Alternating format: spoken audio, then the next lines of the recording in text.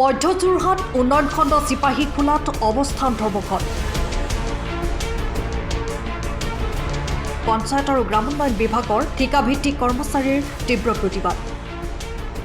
সমগ্ৰ ৰাজ্যজুৰি পঞ্চায়ত আৰু গ্ৰামোন্নয়ন বিভাগৰ ঠিকাভিত্তিক কৰ্মচাৰীৰ আজি অৱস্থান ধৰ্মঘট পালন কৰে।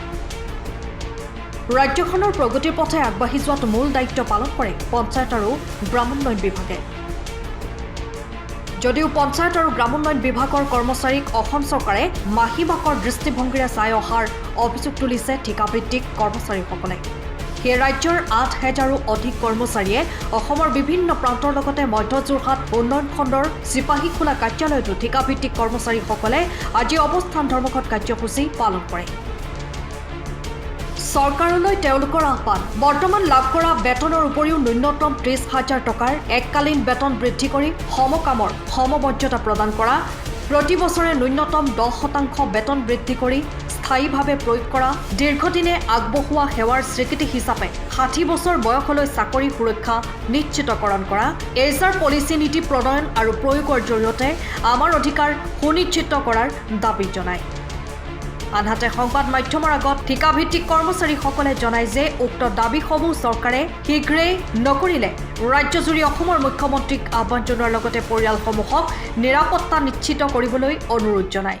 সম্পৰ্কে ক'বলৈ গ'লে প্ৰথমেই কৈ লওঁ, আমাৰ 2008 চনৰ পৰা যিসকল পঞ্চায়ত আৰু গ্ৰামোন্নয়ন বিভাগৰ ঠিকাভিত্তিক কৰ্মচাৰী আছে, আমি প্ৰায় 8,000ৰো অধিক কৰ্মচাৰী আছোঁ।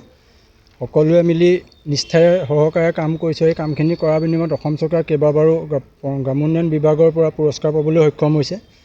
গতিকে আমাৰ এই কষ্টৰ বিনিময়ত যিখিনি আমি প্ৰাপ্য পাব লাগে আজিলৈকে, সেইখিনি আমি পোৱা নাই আৰু আমাৰ চাকৰি কোনো নিশ্চয়তা নাই। আমাৰ দাবী হৈছে 60 বছৰৰ কাৰণে আমাৰ চাকৰিটো নিশ্চয়তা হ'ব লাগে আৰু আমাৰ যিখিনি অন্যান্য চৰকাৰী যিখিনি সা সুবিধা আমি সেইখিনিও পাব লাগে আৰু আমাৰ যিটো HR পলিচিৰ যিখিনি প্ৰাৱধান দিছে সেইখিনি আমাৰ কাৰণেও প্ৰযোজ্য হ'ব লাগে। সেইখিনি আমাৰ মূল দাবী। আচলতে বৰ্তমানৰ যিটো আমাৰ দৰমহা আছে, দৰমহা বুলি ক'বলৈ লাজ লাগে, আচলতে আমি পাৰিতোষিক পাওঁ, মানে মজুৰিটোৰ লগত মানে আমি অতিৰিক্ত 30,000 টকাৰ সৈতে বৰ্তমানৰ মজুৰিটোৰ সৈতে আমাক অতিৰিক্ত 30,000 টকা আমাক চৰকাৰক আমি দিবলৈ দাবী জনাইছোঁ।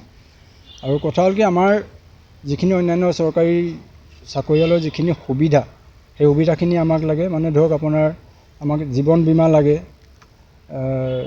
আপোনাৰ চিকিৎসা বানচ বা চিকিৎসাজনিত সমস্যা হ'লে যিখিনি চৰকাৰৰ পৰা আমি পাব লাগে সেইখিনি আমি পাব লাগে, সেইখিনি আমি পোৱা নাই। আৰু বিশেষকৈ আমাৰ যিখিনি আমাৰ কৰ্মচাৰী আছে পঞ্চায়ত গ্ৰামোন্নয়ন বিভাগৰ ঠিকাভিত্তিক কৰ্মচাৰী, অকল আমি পঞ্চায়তৰ কামেই নকৰোঁ, আমি জনস্বাস্থ্য কাৰিকৰী বিভাগৰ পৰা আদি কৰি এগ্ৰিকালচাৰ সকলো কামেই কৰিব লাগে। যেনে আপোনাৰ ক্ৰপ ছাৰ্ভে কৰিছোঁ, আপোনাৰ অনাময় আঁচনিৰ ছাৰ্ভে কৰিছোঁ, যিকোনো কামতে আমাক লগাই আমি নিষ্ঠা সহকাৰে, আমাৰ কেতিয়াও আমি নকৰোঁ বুলি কোৱা নাই, আমি কৰি গৈছোঁ।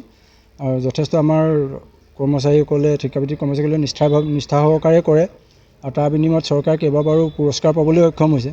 গতিকে আমাৰ ন্যূনতম পাৰিতোষিক বা আমাৰ অন্যান্য সা সুবিধাৰ প্ৰতি আমাৰ পৰিয়ালৰ প্ৰতি দৃষ্টি ৰাখি চৰকাৰে আমাৰ যিখিনি দাবী আমি কৰিছোঁ সেইখিনি দাবী যাতে অতি সোনকালে আমাক পালন কৰি দিয়ে, আমি তেওঁলোকৰ ওচৰত নথৈ কৃতজ্ঞ হৈ থাকিম। ধন্যবাদ। অসমৰ মুখ্যমন্ত্ৰীলৈ আপোনালোকে কি আহ্বান জনাব? আমাৰ অসমৰ মুখ্যমন্ত্ৰী মাননীয় শ্ৰীযুত হিমন্ত বিশ্ব শৰ্মা ডাঙৰীয়া খুবেই কৰ্মক্ষম। তেখেতৰ ওপৰত আমাৰ আস্থা আছে, বিশ্বাস আছে।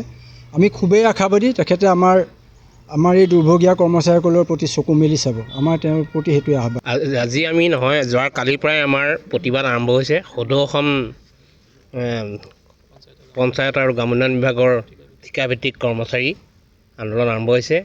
আমি 2008 চনৰ পৰা অসমৰ বিভিন্ন পঞ্চায়তত আমাৰ ঠিকাভিত্তিক কৰ্মচাৰীসকলে ৰাইজৰ সেৱাৰ বাবে বিভিন্ন চৰকাৰী কামবিলাক কৰি আহিছে।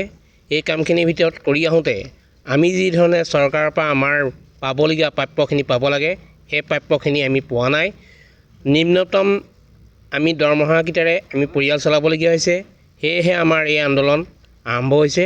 আমি এই আন্দোলন চৰকাৰৰ বিৰুদ্ধে নহয়, এয়া আমাৰ নিজৰ পাবলগীয়া প্ৰাপ্যৰ বাবেহে আমি দাবী উত্থাপন কৰিছোঁ। আমাৰ মূল দাবী হ'ল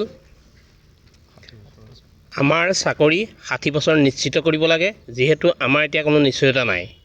গতিকে আমি সকলোৱে বিচাৰিছোঁ যে আমাৰ কৰ্মচাৰীসকলৰ চাকৰি বয়স 60 বছৰ নিশ্চিত কৰক। দ্বিতীয়তে আমাৰ যিটো ন্যূনতম দৰমহা এইটো তেনে সীমিত, সেয়েহে আমি 30,000 টকা আমাৰ বৰ্তমানৰ দৰমহাৰ লগত যোগ দিবৰ বাবে আমি চৰকাৰৰ ওচৰত দাবী উত্থাপন কৰিছোঁ। তৃতীয়তে আমি আমাৰ প্ৰতি বছৰে 10% ইনক্ৰিমেণ্ট দিব লাগে। এইটো সৰ্বানন্দ সোণোৱাল ছাৰৰ অৰ্থাৎ মুখ্যমন্ত্ৰী প্ৰাক্তন মুখ্যমন্ত্ৰী সৰ্বানন্দ সোণোৱালৰ দিনত লাষ্টৰ কেবিনেটত সিদ্ধান্ত হৈছিলে, কিন্তু সিদ্ধান্ত হোৱাৰ পাছতো আমাৰ বৰ্তমান আজি 2-3 বছৰে 10% ইনক্ৰিমেণ্ট লগা নাই, সীমিত দৰমহাৰ মাজতে আবদ্ধ আছোঁ। সেয়েহে আমি চৰকাৰক আমাৰ এই 10% বছৰি ইনক্ৰিমেণ্ট দিবৰ বাবে দাবী উত্থাপন কৰিছোঁ। চতুৰ্থতে আহিলে আমাৰ HR পলিচি। HR পলিচি নীতি প্ৰণয়ন আৰু প্ৰয়োগৰ জৰিয়তে আমাৰ অধিকাৰ সুনিশ্চিত কৰা।